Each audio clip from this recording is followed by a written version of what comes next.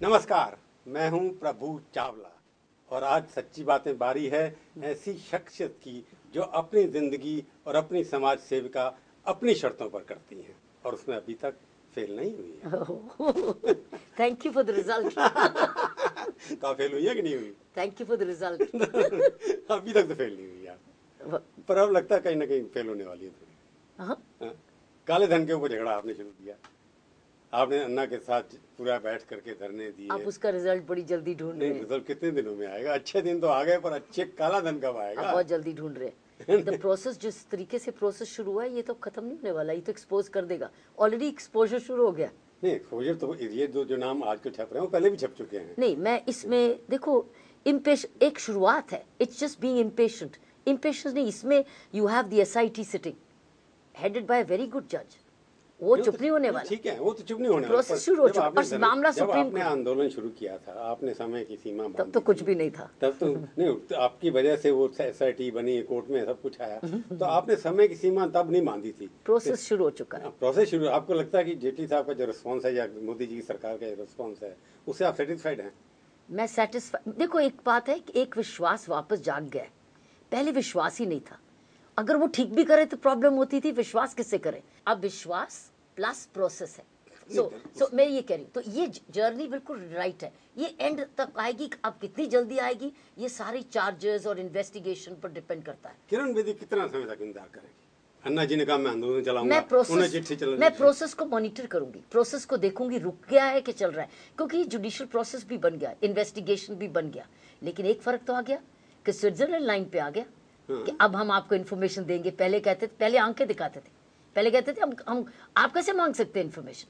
अब वो कहते हैं पूछो तो हम बताते हैं। अगर टैक्स अवॉइडेंस किया तो हम आपको बताएंगे। पर ये जो एक्सपर्ट्स का कहना ये है कि ये जो कांग्रेस सरकार ने एक पेज घुमा दिया उसके अंदर कि डबल अवॉइडेंस, टैक्स अवॉइडेंस की ठीक है, ये ऐसा तो डेटा है नहीं जिसके अंदर जो सिटीजन जिन्होंने टैक्स चोरी किया है या पैसा जमा कराया है वो वहाँ के सिटीजन नहीं है, स्विट्जरलैंड के या जर्मनी के, वहाँ पैसा उन्होंने इनकम टैक्स अवॉइड नहीं किया, तो उसके अंदर कांग्रेस ने घुमा दिया। तो बीजेपी सरकार भी उसी चक्कर में घूम गई, बाबुओं के चक्कर में। आपको लगता नहीं कि वही बहाना उनको मिल गया दोबारा से किस तरह डिले करने का प्रोसेस? नहीं, सरकार चाहती है, पॉलिटिकल लीडरशिप चाहती है। पहले तो मैं इस चीज में एक्सपर्ट नहीं हूँ, लेकिन मैं जो न्यूज़पेपर से गैदर किया और उन दोनों में हम लोगों ने रिसर्च की थी, एक चीज इन्होंने ये कही है कि हम उनके नाम दे सकते हैं जिनके खिलाफ हम चार्जेस फ्रेम कर सकेंगे, हमारे पास एविडेंस है। ये ड्यू प्रोसेस है। अब जेठमलानी साहब उसको वो है लॉयर, वो लॉयर है, वो अपनी बात करेंगे, आपके साथ से लड़ाई में वो अपनी बात करेंगे, वो अपना केस उन्होंने जीतना है ना, क्योंकि इज अ लॉयर। लेकिन एक बात है, आम जनता को ये विश्वास जरूर है कि अब हम ट्रैक पे हैं, ये चीज से हम भाग नहीं सकेंगे। और लेकिन मेरी उपलब्धि हमारे देश की ये होगी कि हमारा धन वापस आए। गवर्नमेंट एमनेस्टी स्कीम लाए या कुछ स्कीम्स लाए, इनको इनोवेटिव होना पड़ेगा, क्योंकि हमको दो चीजें करनी है। एमनेस्टी स्कीम में तो नाम नहीं डिक्लेयर करने पड़ते ना। हाँ, लेकिन हमको दो, मेरा ख्याल है, मेरे व्यू में, एक तो जिन्होंने काला धन, जिन्होंने टैक्स अवॉइड की है, ठीक है, उनको सजा भी मिले, पैसा भी वापस आए। हमारे दो प्रोंग्ड होने चाहिए। अब ये दोनों प्रोंग्ड कैसे करेंगे? और जिन्होंने जिनके जेन्युइन अकाउंट्स हैं उनको तो आप पब्लिक नहीं कर सकते ना। नहीं, जिन्होंने या परमिशन लेके या डिक्लेयर करके, परमिशन नहीं, मैं भी डिक्लेयर किया, जिन्होंने अपने इनकम डिक्लेयर किया हुआ है, जेन्युइन अकाउंट, बिल्कुल। जिन्होंने नहीं डिक्लेयर किया, बिल्कुल उनको सजा तो मिलनी चाहिए ना। उसके लिए वो क्रिमिनल ऑफेंस नहीं बनने वाला।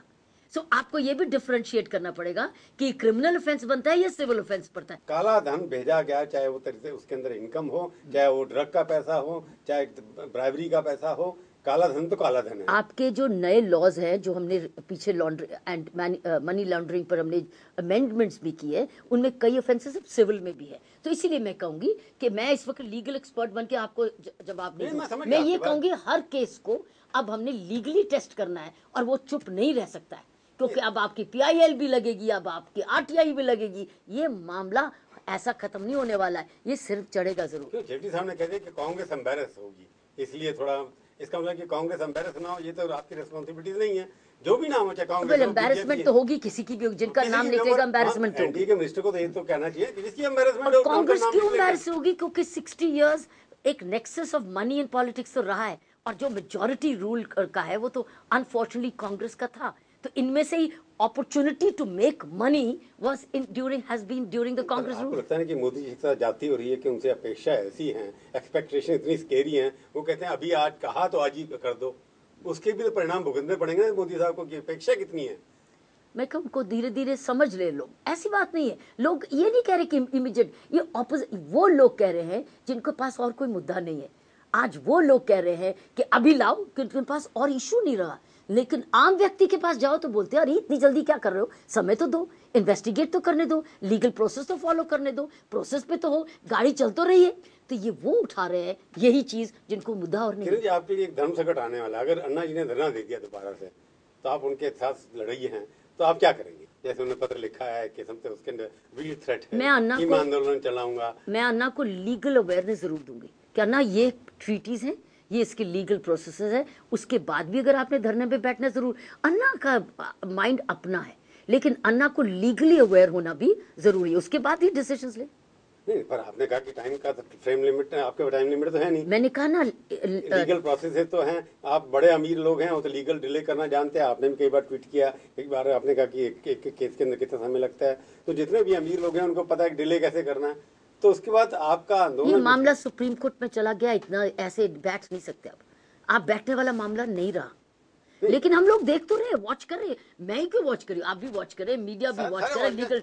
सो अब तो ये डिले होने वाला नहीं है, अब तो खुलेगा। सिर्फ सवाल उठता है कब कब कितना खुलेगा, कब कब खुलेगा, हेडलाइन ये बना रहेगा। राम जेठमलानी जो है उनके लेटर का जवाब तो मिलने वाला नहीं है उनको, क्योंकि उसके ऊपर जवाब क्या देंगे, वो लीगल नहीं, वो जवाब तो नहीं देंगे, जवाब क्योंकि matters now before the court, इनको क्या जवाब देंगे? नहीं, वो मैंने चिट्ठी पढ़ी है, वो चिट्ठी पढ़ी है, इट्स लिटिल टू हार्श, या unfair to the finance, little too harsh. वो वैसे ही है जैसे वो है, वैसे नेचर है। वो तो Ram Jethmalani, you can't take Ram Jethmalani out of Ram Jethmalani. तो उस हिसाब से वो तो जितनी भी चीजें हैं मोदी जी कर रहे हैं, क्योंकि अभी कश्मीर के अंदर गए, वहाँ पर उन्होंने कुछ अनाउंस कर दिया, काफ़ी उन्होंने स्वच्छ भारत का नारा दिया, अच्छा लोगों को इन्वॉल्व किया। परंतु लगता नहीं स्वच्छ भारत को अगर आपको लेकर चलें कि उनका डिपेंडेंस ज़्यादातर लगता है सेलिब्रिटीज़ के ऊपर है। दिल्ली की कॉरपोरेशन 3 की 3 बीजेपी सरकार के पास है, काउंसलर इतने वहाँ पर 272 एक उनके पास हैं, उनको बुला करके उनसे सफाई कराना उनकी जिम्मेवारी इतना, बजाय इसके कि आमिर खान को बुला लो या शशि थरूर को बुला लो या किरण बेदी को बुला लो या किसी और। इससे स्वच्छ अभियान के चलता है सेलिब्रिटी से। वेल, न्यूज कौन बनाती? तो न्यूज के लिए आप देखते किसकी न्यूज है। सो अगर आपने स्वच्छ को न्यूज में रखना है तो आपको कुछ लोग ऐसे तो जोड़ने पड़ेंगे, लेकिन वहां रुके नहीं है। उन्होंने कहा है 1:9 करते जाओ वो सारे अपने आप सेलिब्रिटीज को नॉमिनेट कर रहे हैं। नहीं, वो भी तो आगे एक आम आदमी को नॉमिनेट, वो सेलिब्रिटीज ही नहीं है, उनके पीछे बहुत नेटवर्क्स है। जैसे उनके अनिल अंबानी ने अपना डिक्लेयर कर दिया कि उसको जो बैडमिंटन प्लेयर है उसका अनाउंस कर दिया नाम। यानी कि 272 लोगों के साथ अगर झाड़ू लगाते मोदी जी कॉर्पोरेशन के, उसकी न्यूज ज्यादा बनती या आमिर खान के झाड़ू लगाने से बनती? ये नहीं है, ये एक मूवमेंट है, ये एक सोच है। आई थिंक ये शुरू हुई है स्वच्छता की सोच, जो सोच अच्छी है, सोच के ऊपर कोई झगड़ा नहीं है। पहले स्वच्छता हम अपने मेथड की बात कर रहा हूं। I think it's a method, he is followed a method. आप उसमें फाइंड फॉल्ट फाइंड के साथ, मिशन के साथ कोई झगड़ा नहीं है, ऐसा पहली बार नेता जो भी व्यक्ति इन्होंने लिए उनके पीछे मिलियंस ऑफ फॉलोअर्स हैं। तो जब आमिर खान जैसे आते हैं या अंबानी जैसे आते हैं तो मिलियंस उनके साथ जुड़ते हैं, तो ये सोच मिलियंस को जाती है।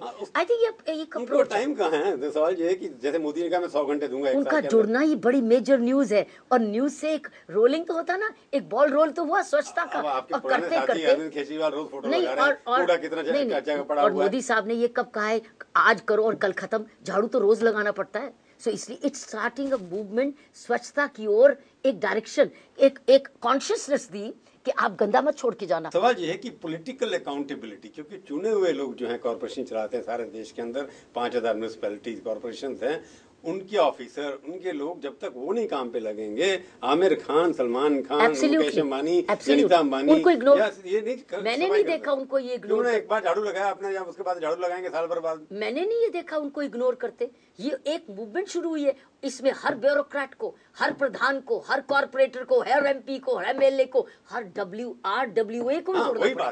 डब्ल्यूओ को बुलाना चाहिए, RWA को बुला करके करवाना चाहिए। ये तो मूवमेंट शुरू हुई, अभी तो देखो बहुत दूर जानी है ये जाएगी। अभी तो VIP के फोटो छप रहे हैं ना, ये तो शुरुआत डिजाइनर झाड़ू ले आते हैं, आप चाहते एक ही मूवमेंट में सारे आ जाए। अरे जब उन्होंने 15 अगस्त के रेड फोर्ट से ये बातें की, वो सारे देश के लिए नहीं थी। जब उन्होंने कहा था सभी लोग अपनी अपनी इंडिविजुअल रिस्पॉन्सिबिलिटी ले, वो सारे देश के लिए नहीं थी। तो आपको लगता है कि जो भी तरीका मोदी साहब अपने मिशन के लिए, काफी उन्होंने मिशन खड़े कर दिए, एक के बाद खड़ा करने, लड़की के बच्चों के लिए किया, सबके लिए, इसका तरीका जो है कि खाली सेलिब्रिटीज के थ्रू करना, ये आपका कहना है कि एक अच्छा तरीका है या नीचे से ऊपर लाना ये अच्छा होना चाहिए, ये पूछने का जवाब एक ब्रेक के बाद। Sure.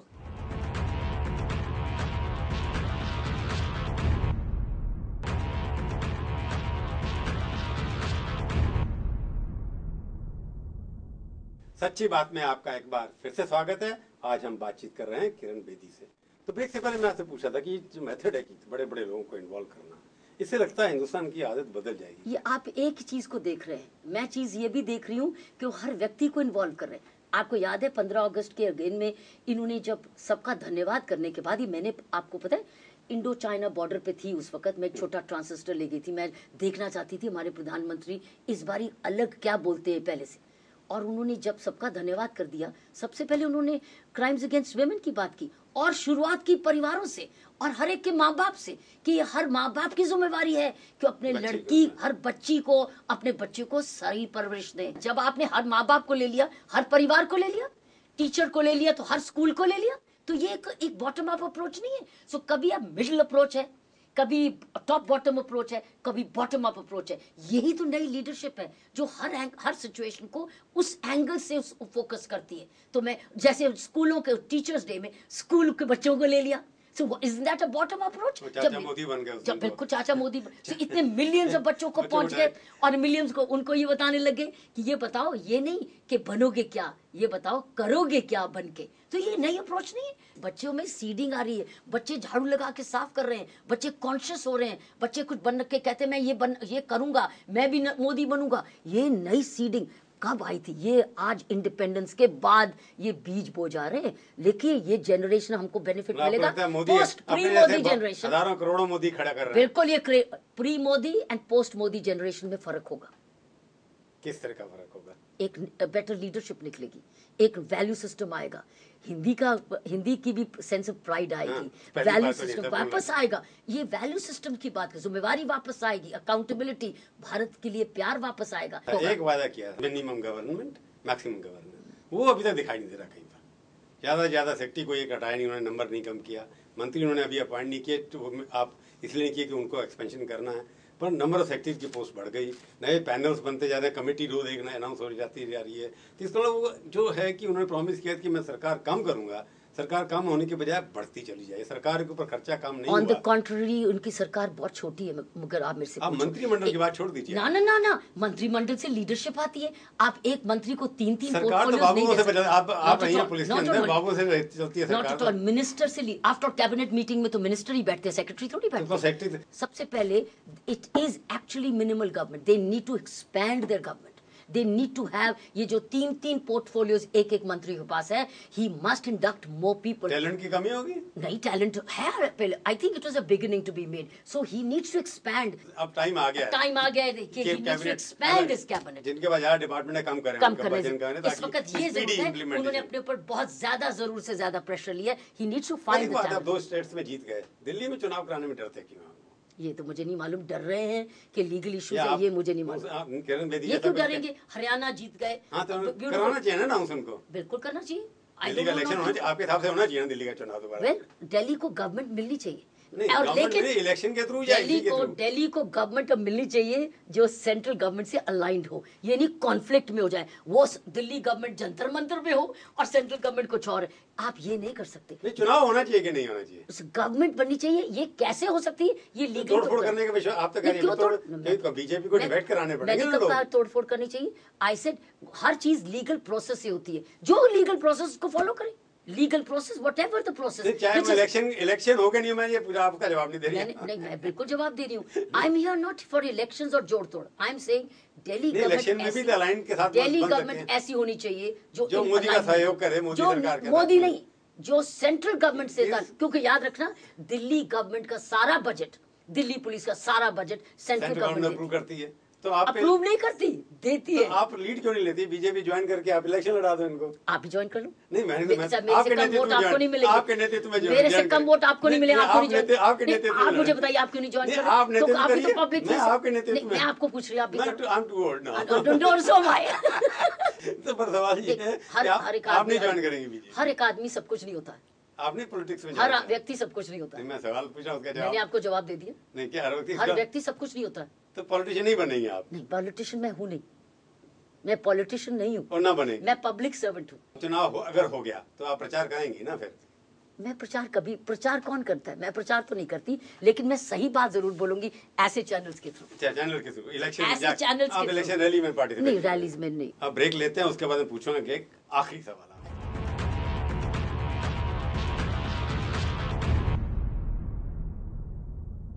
तो मेरी बायोग्राफी छपी हुई है, तो बायोग्राफी के naturally Bollywood would be looking for stories, तो रिक्वेस्ट आई हैं, सजेशंस आई हैं, लेकिन ये अभी आइडिया है, रियलिटी।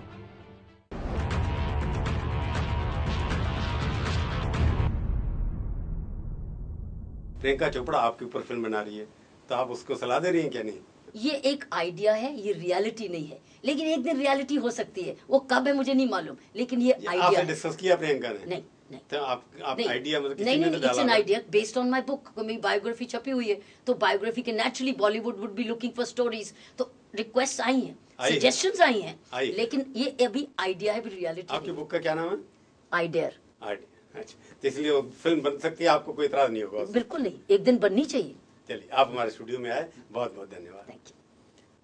तो ये थी आज की सच्ची बात। अगले हफ्ते आएगी बारी किसी और हस्ती की, और उनसे हम करेंगे सच्ची बात इसी चैनल पर, इसी समय। तब तक के लिए प्रभु चावला का नमस्कार।